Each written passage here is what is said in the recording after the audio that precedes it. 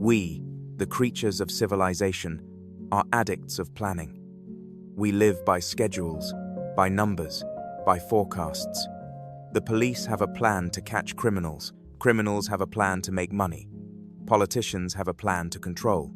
And at the top of that system, hanging in the darkness, is a dark night with the grandest plan of all, imposing order on a city that has rotted from within. Gotham, like our world, is a fortress built from plans, a desperate effort to believe we are controlling our small lives.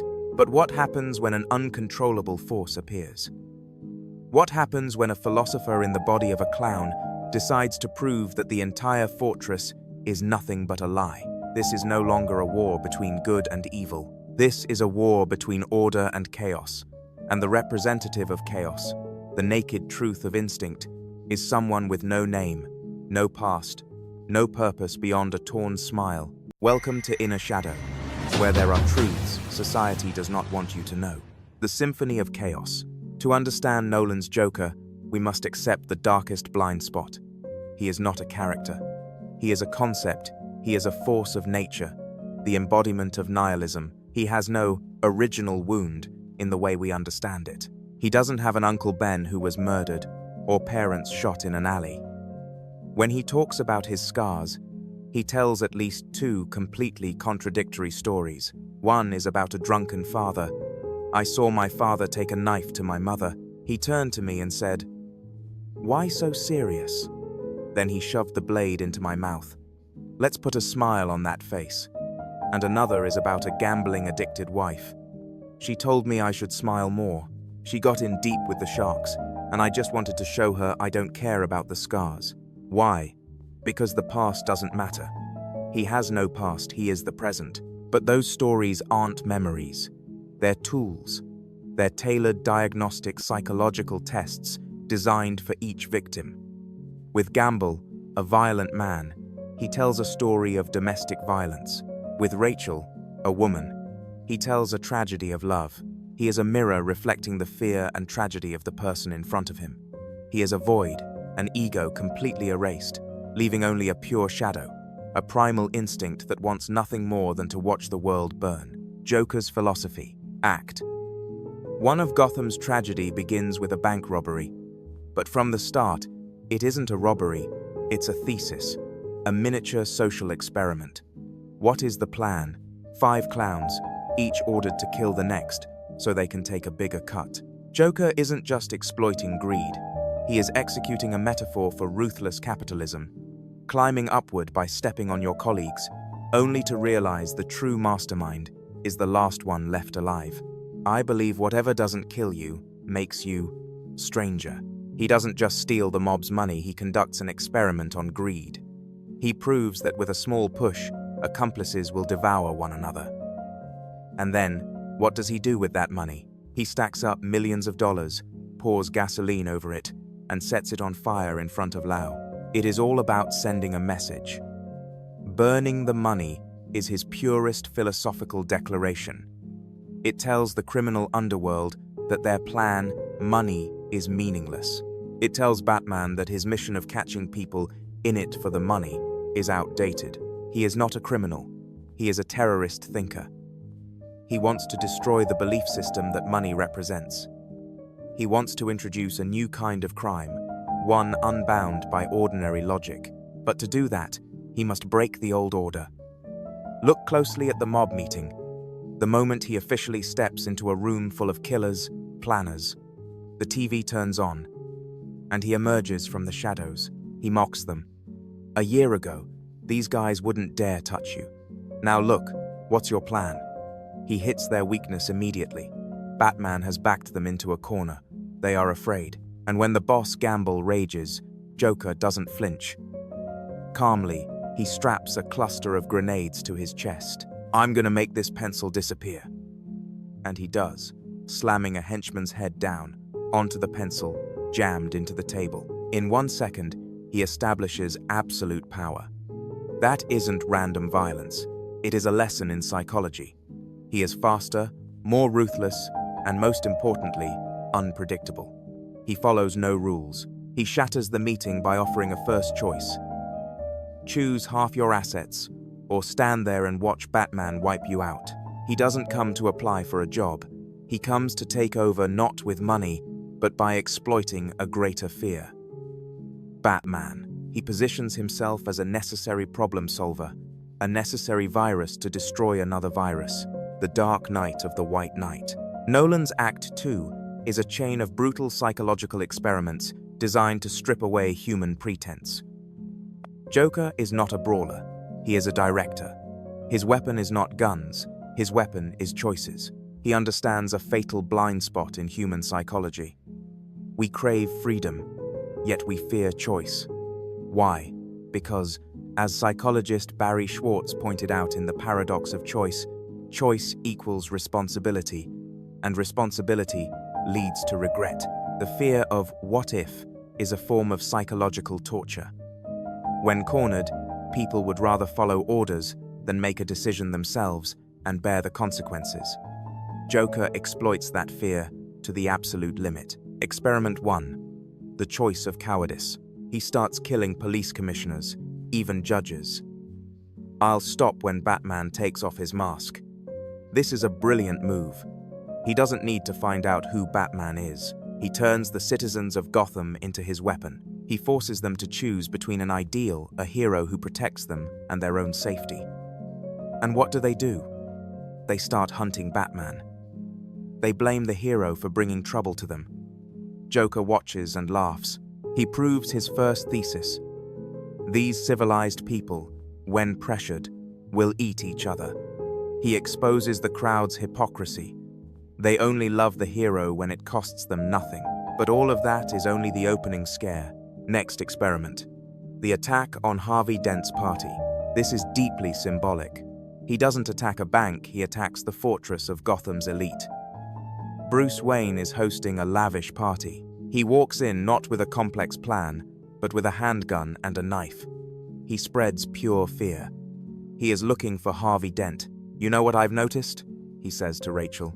Nobody panics when things go according to plan, even if the plan is horrifying. But when a little guy like me shakes up the old order, everybody loses their minds. He doesn't care about Bruce Wayne, the richest man in the room. He only cares about Harvey Dent, the soul of the city. When Batman appears, Joker doesn't fight.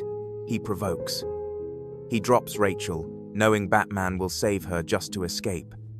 And once again, he uses Batman's personal feelings against him. All of it leads to the central psychological play, the interrogation room. Joker deliberately allows himself to be caught. It's a Trojan horse. He wants inside Gordon and Batman's sanctuary. Look closely. Joker sits alone under blinding light. Gordon leaves. Batman enters. Batman's slam of Joker's head onto the table is physical violence, an act of desperation to impose physical order onto philosophical chaos. But it is useless. You have nothing to threaten me with, Joker laughs. With all your strength. Then, he delivers the next psychological punch. To them, you're just a freak like me. He exposes the truth. Batman is also an outlaw, also masked, also feared. The only difference between them is an artificial rule. I don't want to kill you. You complete me. This is the core confession. Joker is not Batman's opposite. He is Batman's consequence. The more Batman imposes order, the more an equal force of chaos rises to balance it. They are two sides of the same coin. Batman tries to hit him. Joker keeps laughing. Batman's violence only entertains him more. You have rules. You won't kill me out of some misplaced sense of morality. And I won't kill you because you're just too much fun. He knows Batman's only weakness. Then he reveals the ace. Harvey Dent and Rachel. Batman, the Knight of Order, loses control completely. He roars. He has lost the battle of minds, and the paradox of choice is unleashed. Choose, Joker whispers over the phone. Save the lawyer, or save the pretty little girl. This is psychological torture at the highest level. He doesn't just force Batman to choose. He forces Bruce to choose. Choose between the ideal Harvey Dent, Gotham's future, and Rachel, Bruce's personal love and happiness. This is a paradox of choice with no correct answer.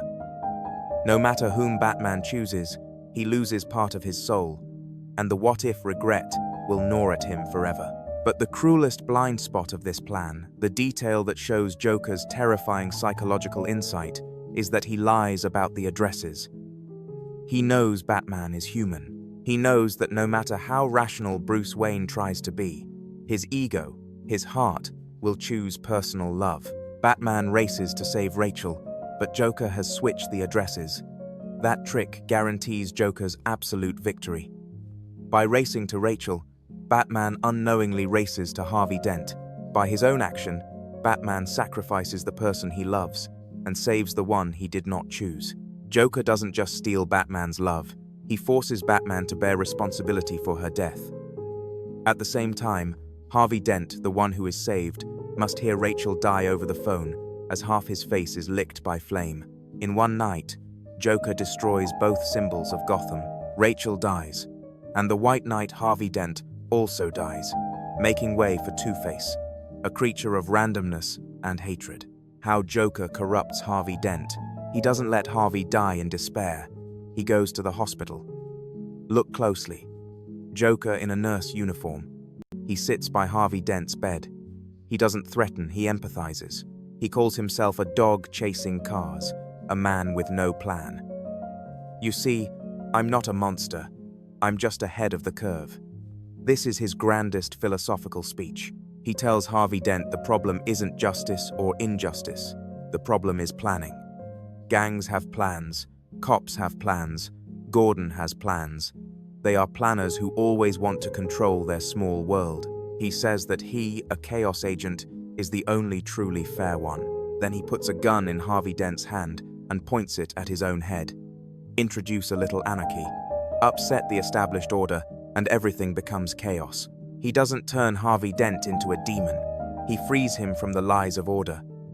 He gives Harvey Dent a new philosophy, an alternative ideology, the pure randomness of the coin. And that is the moment the White Knight dies, because Joker proves his core thesis. Anyone, even the purest person, can be broken. Madness is like gravity. All it takes is a little push. Philosophy on the two ferries. After destroying Gotham's soul, Joker launches the final experiment. He wants public proof. He wants the whole world to see his thesis confirmed. This is Act 3. The experiment on human nature aboard two ferries.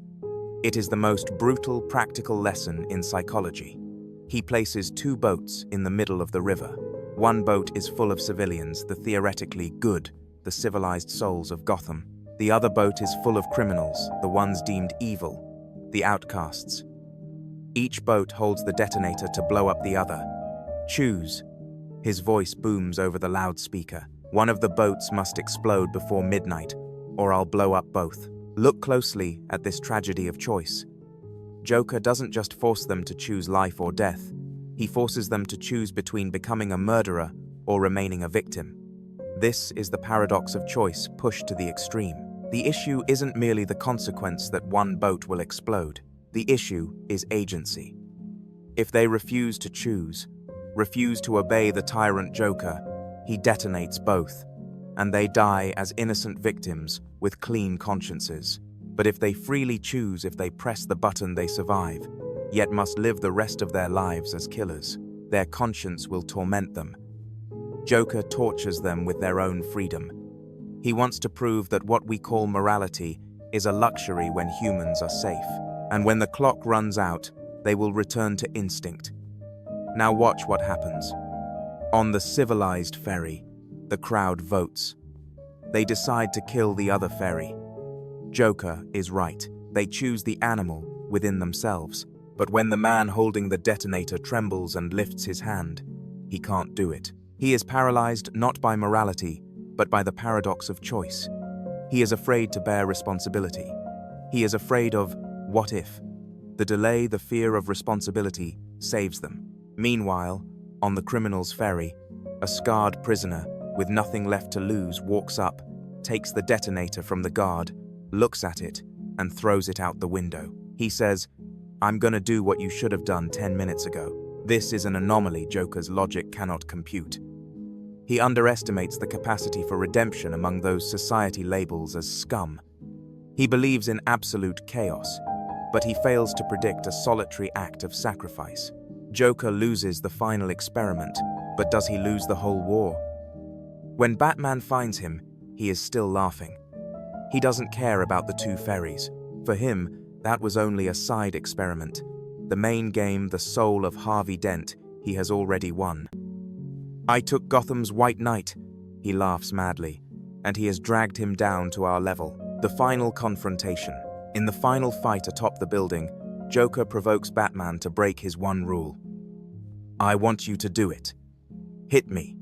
He wants Batman to kill him. That would be the ultimate victory proof that even Batman can be broken. But Batman stops. He chooses not to kill Joker. Instead, he saves him. When Joker falls, Batman shoots a line and catches him. This is the final act of order. Illogical, but absolute. Batman would rather save his enemy than break his own rule. And as he hangs upside down, the world inverted, Joker looks at Batman and delivers his final conclusion. You see, they need you right now, but when they don't, they'll cast you out like a leper. Their morals, their code, it's a bad joke, dropped at the first sign of trouble. He looks at the city's hero and says, "You really are incorruptible, aren't you?" He realizes Batman is another anomaly, someone equally obsessed with his rule, just as Joker is obsessed with chaos. This is what happens, he laughs. When an unstoppable force meets an immovable object, he has found his perfect counterweight. Yet Joker's final philosophical victory is opening Batman's next move. After Joker is caught, Batman faces the last choice, the most brutal one. Harvey Dent is dead after kidnapping Gordon's family. Now Batman must choose. Tell the truth about Harvey Dent, that the White Knight became a murderer, and let the city collapse into despair, which would mean admitting Joker won. Or lie. He can take Harvey Dent's crimes upon himself. He can become the villain, and Batman, the symbol of order and truth, chooses to lie. He chooses to become a Dark Knight. You can't die, Gordon says to Harvey's body. You have to be a hero. And Batman, in the final act of sacrifice, accepts his own corruption to protect Gotham's artificial innocence. Because sometimes the truth isn't enough. Sometimes people deserve more. Sometimes they deserve to have their faith rewarded. This is an irreversible tragedy. Joker, an anarchist, forces the representative of order to break his greatest rule. Not the rule against killing, but the rule of truth. Batman builds one final plan. A lie to save Gotham's soul. He proves that in the real world, there is no place for an absolute hero. He proves that Batman's plan, his order, ultimately, is just a con, built on a lie. He is an anarchist, he is a philosopher, and he just keeps going. And while hanging upside down, watching the world turn over, he laughs. He laughs because he knows that, in some way, he has won. He has shown the entire city its true face, and it can never be serious again.